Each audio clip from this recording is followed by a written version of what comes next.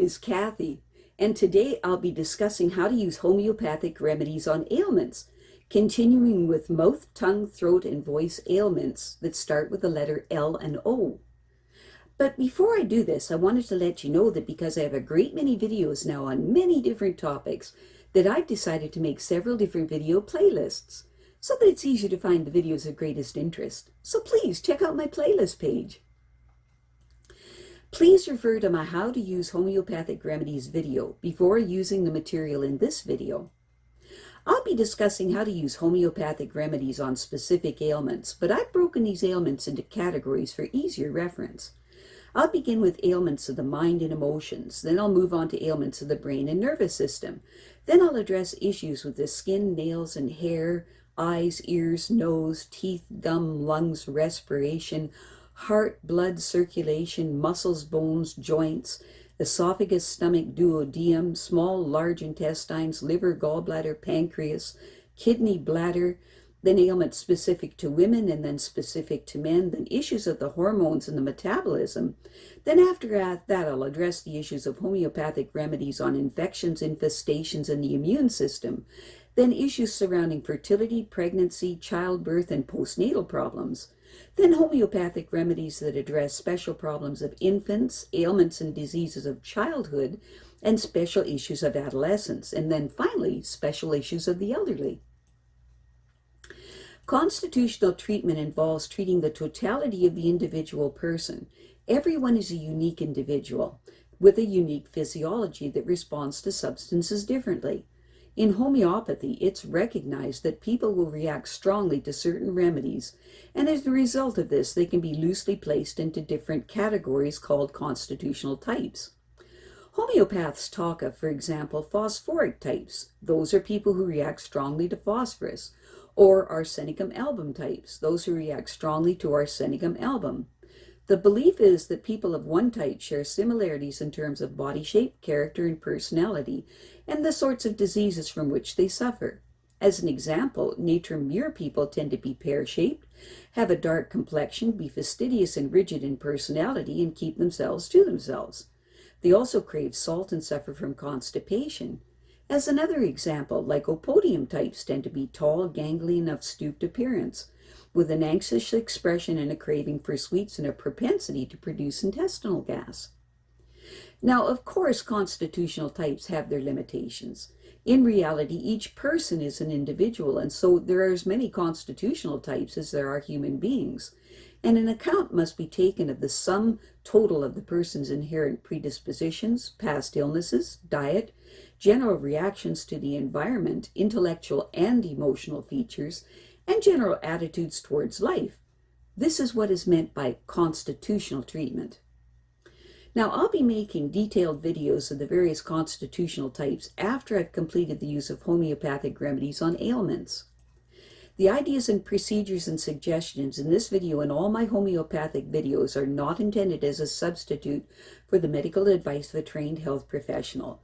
Consult your physician before adopting the suggestions in this video. If you're pregnant, do not attempt these techniques without the approval of your physician. So, let us continue with learning how homeopathic treatments can help with mouth, tongue, throat, and voice ailments. Today, we will continue with mouth, tongue, throat, and voice ailments that begin with the letter L and O. Digestion begins in the mouth. Saliva lubricates food and adds starch-digesting enzymes to it. The teeth crush and chew it, and the tongue pushes it around the mouth, then rolls it into a ball for swallowing. As the tongue pushes the food past the soft palate, the epiglottis shuts like a lid over the entrance to the windpipe, and the food slides into the esophagus. Saliva is 99.5% water and is continually produced to clean the mouth.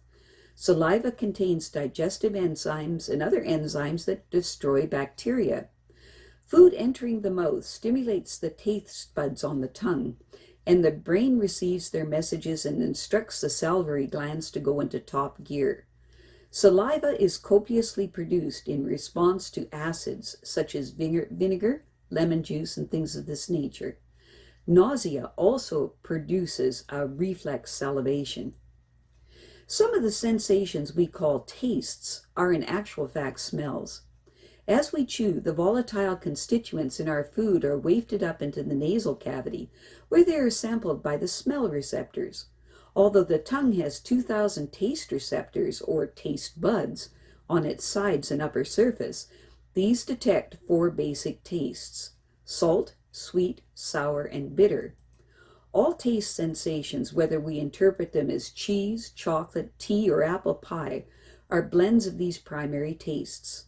Although any one taste bud is capable of responding to a number of stimuli, the tip of the tongue is most sensitive to sweet and salty tastes, the sides to sour tastes, and the back to bitter tastes. There are also a few taste buds on the soft palate and in the throat. The vocal cords lie in the larynx, or voice box. When we decide to talk, muscles contract, pulling the vocal cords, which are tiny elastic ligaments, taut. The outrushing of air, speeded up because the passage is narrowed, causes the vocal cords to vibrate. The more forceful air rushes past the cords, the louder the voice we make. The greater the tension in the cords, the higher our voice sounds. Intense emotions, infections, dry air, and irritants such as cigarette smoke can all prevent the vocal cords from vibrating freely. Leukoplakia.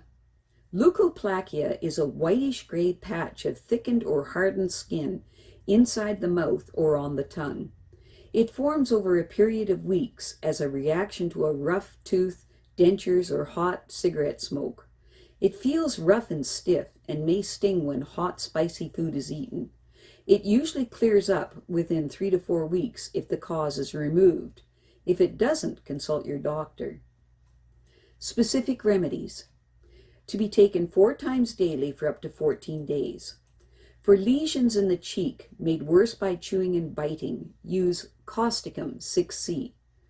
For rough patch on the palate, use Phytolacca 6C. That's Phytolacca, Phytolacca.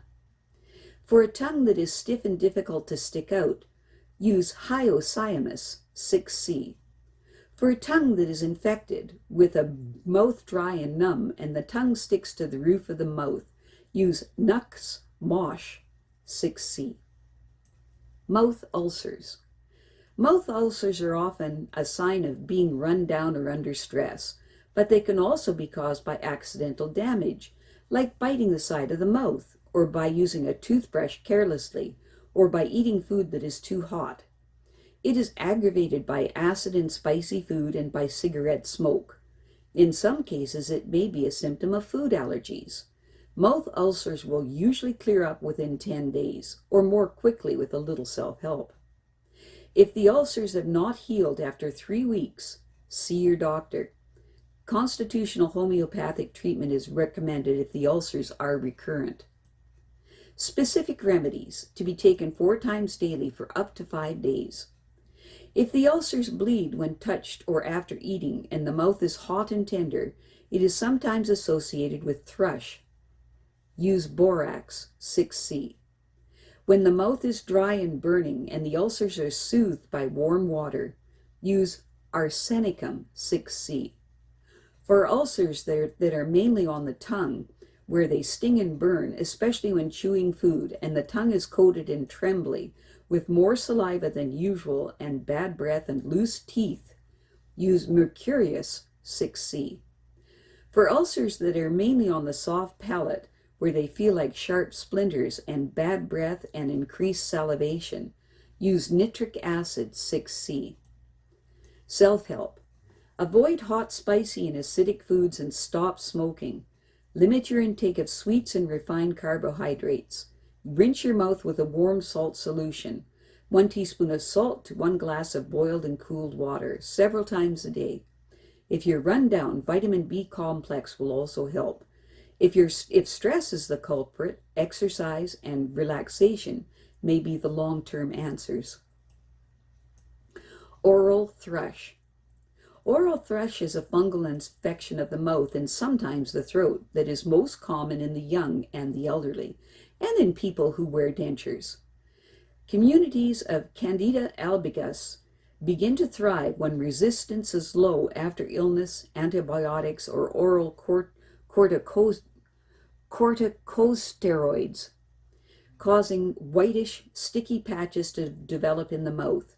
These are abraded by eating or cleaning the teeth, leaving raw, sore areas. See your doctor for this, if they will probably prescribe antifungal lozenges.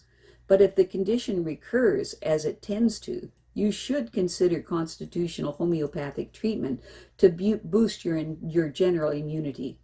The following remedies can be very helpful. Specific remedies to be taken 4 times daily for up to 5 days. At the earliest sign of the outbreak, use Borax 6C. For more saliva than usual and a trembling tongue, use Mercurius 6C. For patches that are hot and sore and are made worse by drinking cold water, use Capsicum 6C. When this condition is associated with cold sores on the lips, use Natrum Mur 6C. When this condition is associated with mouth ulcers and feels worn out, use Arsenicum 6C. Self-help. Aloe vera mouthwash is very helpful as it has an antifungal effect. If dentures are worn, sterilize them regularly. I have a great many videos now on many different topics, and so I've decided to make several different video playlists so that it's easy to find the videos of greatest interest. So please check out my playlist page. Well, that's it for now. To stay up to date with my latest videos, make sure to subscribe to this free YouTube channel by clicking the red subscribe button right below this video. Take care.